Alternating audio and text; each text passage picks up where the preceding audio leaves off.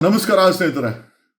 ಬೆಂಗಳೂರಲ್ಲಿ RTO ಅಧಿಕಾರಿಗಳು issue ಮಾಡಿರುವಂಥ ಆಟೋ ಪರ್ಮಿಟ್ಗಳ ಸಂಖ್ಯೆ ಕೇವಲ 1,67,062 ಮಾತ್ರ.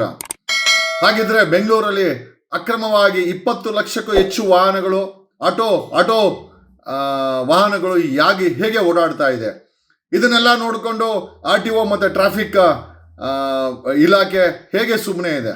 ಒಂದು ಮಾಹಿತಿಯ ಪ್ರಕಾರ ಸುಮಾರು 20 ಲಕ್ಷಕ್ಕೂ ಹೆಚ್ಚು ದಾಖಲೆ ಇಲ್ಲದೆ, ಪರ್ಮಿಟ್ ಇಲ್ಲದೆ ಓಡಾಡ್ತಾ ಇರುವಂಥ ಆಟೋಗಳು ಬೆಂಗಳೂರಲ್ಲಿ ತಮ್ಮದೇ ಆದಂಥ ತಾಣ ಮಾಡ್ಕೊಂಡಿದೆ. ಒಂದು ಮಾಹಿತಿಯ ಪ್ರಕಾರ RTO ಮತ್ತು ಟ್ರಾಫಿಕ್ ಅವರು ಈ ಅಕ್ರಮ ಆಟೋಗಳ ವಿರುದ್ಧ ತಿಂಗಳಿಗೆ 500 ರೂಪಾಯಿ ಲಂಚವನ್ನು ಫಿಕ್ಸ್ ಮಾಡಿದಾರಂತೆ. ನೀವು ಕೇಳ್ಬೋದು, 500 ರೂಪಾಯಿ ತಾನೇ, ಕೊಟ್ಟರೆ ಕೊಡಲೇ ಬಿಡಿ, 500 ರೂಪಾಯಿಂದ ಏನಾಗುತ್ತೆ ಅಂತ. That's a point. ಒಂದು ಆಟೋಗೆ 500, ಒಂದು ದಾಖಲೆ ಇಲ್ಲದ ಅಕ್ರಮ ಆಟೋಗೆ 500 ರೂಪಾಯಿ ಅಂತಂದ್ರೆ 20 ಲಕ್ಷ ಪರ್ಮಿಟ್ ಇಲ್ಲದೆ, ದಾಖಲೆ ಇಲ್ಲದೆ, DL ಇಲ್ಲದೆ ಓಡ್ತಾ ಇರುವಂತ ಆಟೋಗಳಿಗೆ ಮಲ್ಟಿಪ್ಲಿಕೇಶನ್ ಮಾಡಿದ್ರೆ, ಇಫ್ ಯು ಮಲ್ಟಿಪ್ಲೈ ಒಂದು ಆಟೋಗೆ 500, 20 ಲಕ್ಷ ಆಟೋಗಳಿಗೆ ಮಲ್ಟಿಪ್ಲೈ ಮಾಡಿದ್ರೆ ಒಂದು ತಿಂಗಳಿಗೆ ಕ್ರೋಢೀಕರಿಸುವಾದಂಥ ಹಣದ ಮೊತ್ತ 100 ಕೋಟಿ. ಅಂದರೆ ಬೆಂಗಳೂರಲ್ಲಿ RTO ಅಧಿಕಾರಿಗಳಿಗೆ, ಟ್ರಾಫಿಕ್ ಅವ್ರಿಗೆ ಆಟೋಗಳ ದಾಖಲೆ, ಪರ್ಮಿಟ್ ಏನೂ ಬೇಡ, DL ಬೇಡ, ನೀವು ಹೆಂಗನ ಉಸಿಲಿ ಮಾಡ್ಕೊಳ್ಳಿ. ಒಂದು ತಿಂಗಳಿಗೆ ಒಂದು ಅಕ್ರಮ ಆಟೋಯಿಂದ 500 ರೂಪಾಯಿ ಸಂದಾಯ ಆಗಬೇಕು.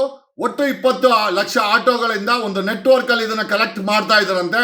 ಒಂದು ತಿಂಗಳಿಗೆ 100 ಕೋಟಿ ಅಕ್ರಮ ಹಣ.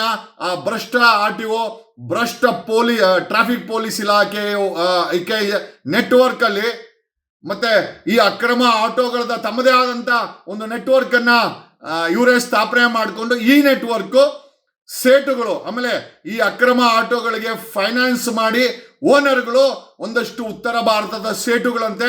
ಆ ಸೇಟುಗಳು ಬಂಡವಾಳ ಹಾಕಿ ಈ ಅಕ್ರಮ ಆಟೋಗಳನ್ನ ಬಿಟ್ಟಿದ್ದಾರೆ. 1,67,000 ಆಟೋ ಬಿಟ್ಟು ಮಿಕ್ಕ ಎಲ್ಲ ಆಟೋಗಳು ಕೂಡ ಅಕ್ರಮ.